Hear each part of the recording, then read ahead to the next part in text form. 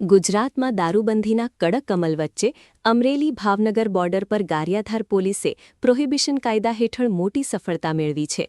Police patrolling દરમિયાન મળેલી ચોક્કસ બાતમીના આધારે ગારિયાધાર પોલીસે વિદેશી દારૂના જથ્થા સાથે એક બુટલેગરને દબોચી લીધો છે.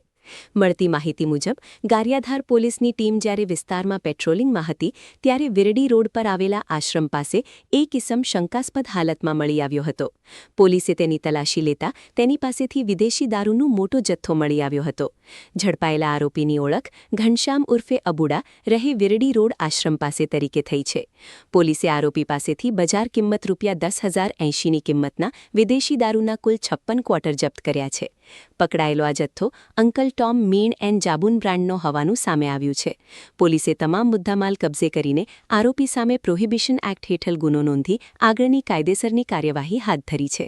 આ સફળ ઓપરેશનમાં ગારિયાધાર પોલીસ સ્ટાફના મનીષભાઈ મકવાણા તથા એલજી ભમરે બાતમીના આધારે ચોક્કસ દિશામાં કામ કરી મહત્વની ભૂમિકા ભજવી હતી.